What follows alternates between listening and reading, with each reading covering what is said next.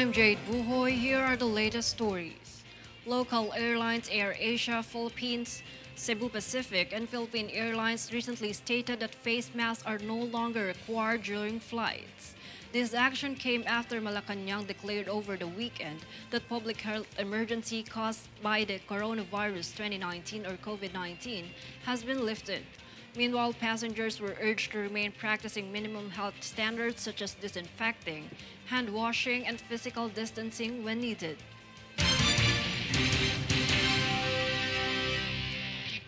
The Metropolitan Manila Development Authority have created Motorcycle Riding Academy to promote road safety and lessen the case of road crash accidents. Daniza Lopez has the full report. To address the increasing number of road accidents involving motorcycles, the Metropolitan Manila Development Authority or MMDA partnered with automobile company Honda Philippines Incorporated to establish the Motorcycle Riding Academy. The turnover ceremony was held at MMDA building to officially mark the beginning of the joint initiative of promoting road safety and discipline among motorcycle riders. According to Attorney Artes, the widespread use of motorcycles across the nation are now at approximately 165,000 motorcycles that has contributed to the high number of road crash fatalities with an average of 275 deaths recorded between 2020 and 2022. Furthermore, he emphasized the importance of going back to basics and instilling discipline among motorcycle riders. The Academy will provide comprehensive training covering traffic rules and regulations and riding skills along with basic emergency response techniques. The Academy is expected to be fully operational by the end of August, offering 2-day modules to accommodate up to 100 participants per session.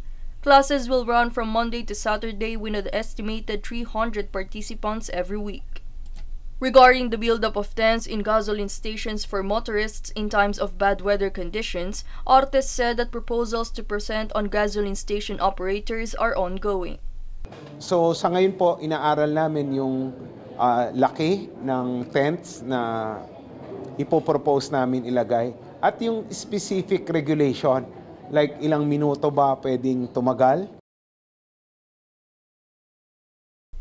For Golden Nation Network, this is Daniza Lopez.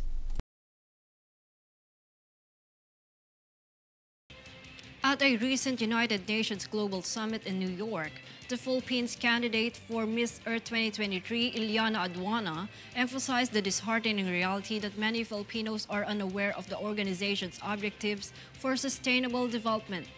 As the reigning Miss Earth Philippines, Aduana expressed gratefulness to have been given the opportunity to raise the flag of the Philippines by having been given the chance to talk in front of other world leaders about her cause.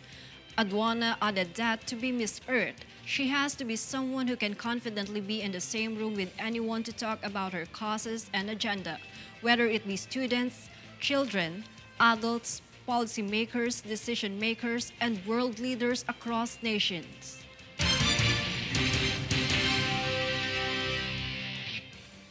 We are your voice for change. We will keep on bringing updates and the latest stories. I'm Jade Buhoy. Watch these stories on Newsforce. Here are today's headlines. Unregistered mobile users have 5 more days to reactivate SIM cards. Government remains committed to achieve 20 pesos per kilo of rice as one of President Marcos Jr.'s campaign promises.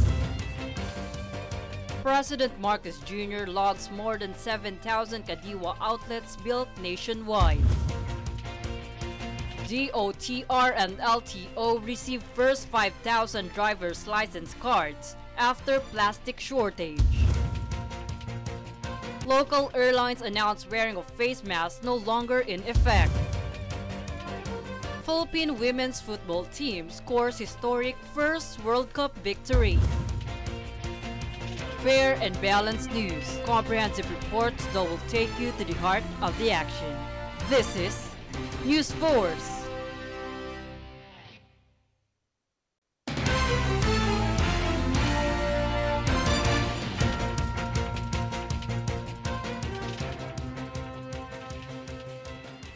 I'm Jade Buhoy. Here are the latest stories.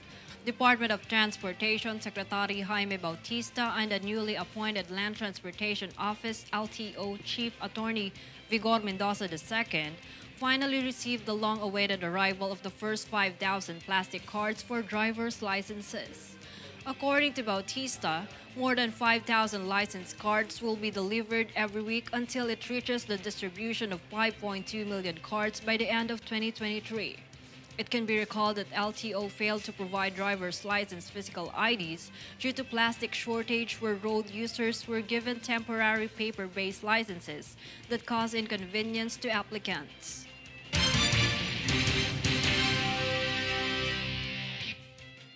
Philippine National Police or PNP spokesperson Colonel Jean Fajardo described the Second State of the Nation Address or SONA of President Ferdinand Bongbong Marcos Jr. as fairly calm due to preparations made to guarantee zero violence, particularly between pro- and anti-government rally-goers and between police officers and demonstrators. Additionally, there were no severe violent incidents or arrests of gun ban violators during the second SONA. The PNP has sent out about 22,000 police officers to man and secure the said event.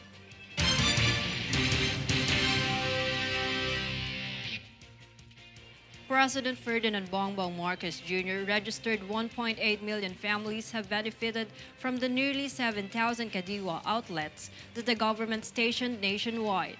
The inexpensive good offer at Kadiwa outlets has made 700 million pesos in sales overall, giving more than 3,000 cooperatives and association members opportunities to work.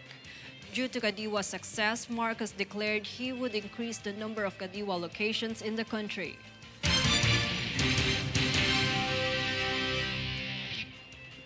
We are your voice for change. We will keep on bringing updates and the latest stories. I'm Jade Buhoy. Watch these stories on Newsforce. Here are today's headlines. Unregistered mobile users have 5 more days to reactivate SIM cards. Government remains committed to achieve 20 pesos per kilo of rice as one of President Marcos Jr.'s campaign promises. President Marcos Jr. logs more than 7,000 Kadiwa outlets built nationwide. DOTr and LTO receive first 5,000 driver's license cards after plastic shortage. Local airlines announced wearing of face masks no longer in effect. Philippine women's football team scores historic first World Cup victory. Fair and balanced news. Comprehensive reports that will take you to the heart of the action. This is Newsforce.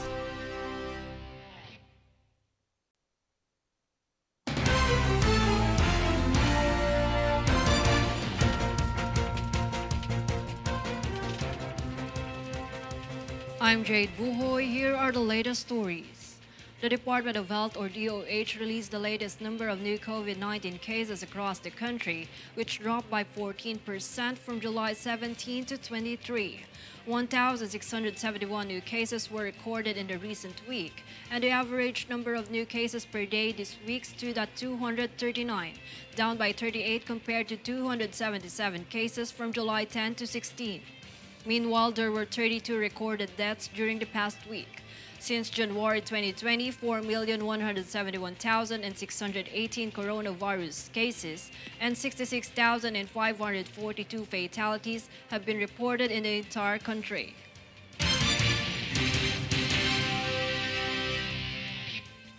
According to the implementing rules and regulation of the SIM Registration Act, users with unregistered subscriber identity module or SIM cards will have an additional 5 days to reactivate their SIM cards following the deadline on July 25.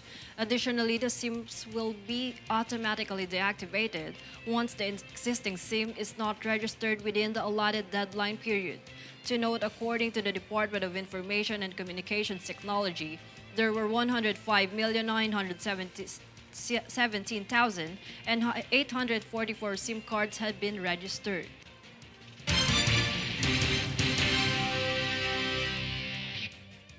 As the state of public health emergency is now lifted, the Department of Transportation, or DOTr, also lifted the COVID-19 health protocols in public transportation system. LRT1, LRT2, and MRT3 is now allowing the use of cell phones for calls and is no longer requiring the use of face masks to train commuters. However, passengers are still not allowed to eat or drink inside the trains.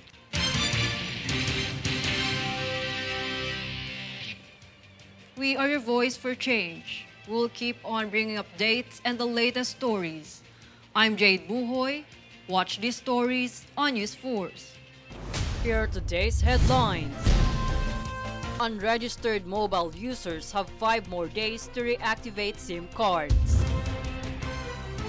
Government remains committed to achieve 20 pesos per kilo of rice as one of President Marcos Jr.'s campaign promises.